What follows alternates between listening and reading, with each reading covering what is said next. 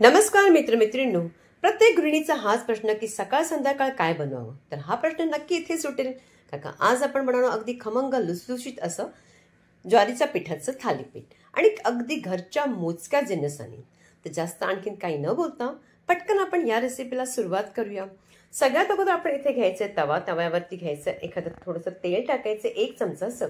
आणि तेल टाकल्यानंतर लसणाच्या पाकळ्या घ्यायच्या 10-12 अशा आणि त्याचबरोबर हिरवी मिरच्या घ्यायच्या.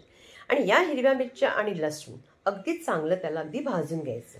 भाजल्यामुळे याला अगदी त्याचा जो लसणाचा जो कच्चेपणा असतो तोही निघून जातो आणि हिरवी मिरची सुद्धा अगदी छान अशी भाजली गेल्यामुळे आपल्या या थालीपीठाला आणखीन एक वेगळीची चव येते.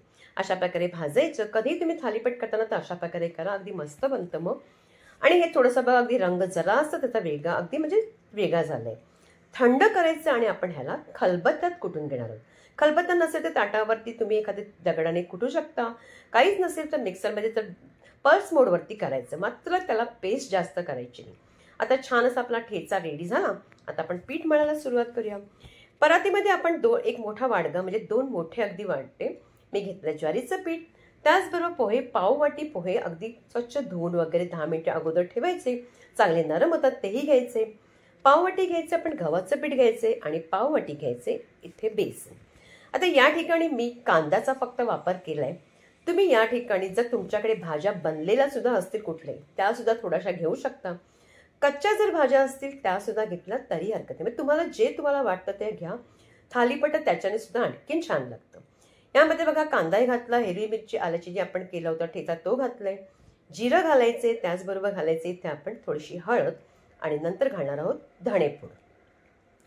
त्याचबरोबर याला आणखीन चव देण्यासाठी आपण प्रत्येक वेळा घालतो तीळ. तिळाशिवाय थालीपीठ बनत नाही. आणि नंतर घालायची कोथिंबीर आणि चवीपुरतं मीठ. सगळं अगदी झालेलं आहे. जिन्नस अगदी मोजकी जिन्नस आहे, काहीही लागत नाहीये. काहीच नसेल तर अशा प्रकारे करायचंय आणि अशा प्रकारे पीठ पाणी घालून अगदी मऊ लुसलुसीत जसा पीठ आपण चपातीचं ज्याप्रमाणे मळतो त्याच्यापेक्षाही थोडंसं नरम करून मळून घ्यायचं. छान असं आपलं पीठ बघा अगदी छान मळलं गेलं. तर पटकन आपण आता थालीपीठ करायला सुरुवात करायची. पोळपाटावर एखादा पातळसा कपडा अगदी पाण्याने भिजवायचा आणि तो त्याच्यावरती घालायचा.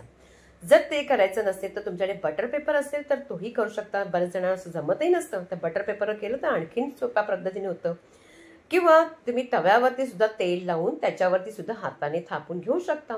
तुम्हाला जे सोयीस्कर वाटतं, जे आवडतं त्याप्रमाणे करायचं.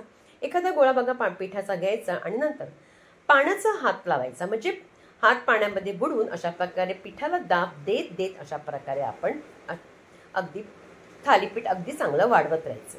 जास्त पातळ करायचं नाही आणि जास्त जाडी करायचं नाही. जास्त पातळ केलं तर मात्र कडक होईल आणि जास्त जाड ठेवलं तर ते मात्र कच्चं राहील. असं करायचं की मीडियम एकसारखं करायचं. थोडीशी भोकं अशा प्रकारे करून घ्यायची आणि आता पटकन आपण ह्याला भाजायला सुरुवात करूया.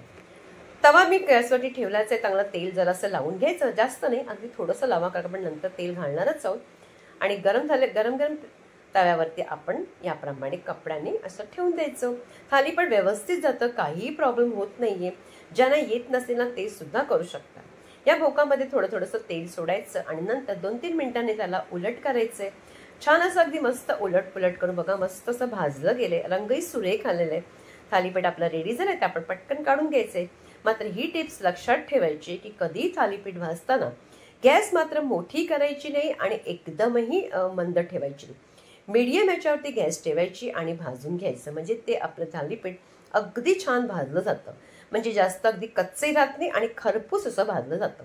आता हे दुसरे मी थालीपीठ ठेवलं त्याचप्रमाणे ज्याप्रमाणे अगोदर केलं होतं त्याचप्रमाणे भोकामध्ये थोडंसं तेल सोडायचं आणि पुन्हा आपण अशा प्रकारे करून घ्यायचं. अगदी छान लागते थालीपीठ खायला, अगदी मस्त. आता ही सगळी थालीपीठ आम्ही अगोदर करून घेतलीत बघा. सगळी थालीपीठ रेडी झालीत तर आपण पटकन ताट वाढायला सुरुवात करायची.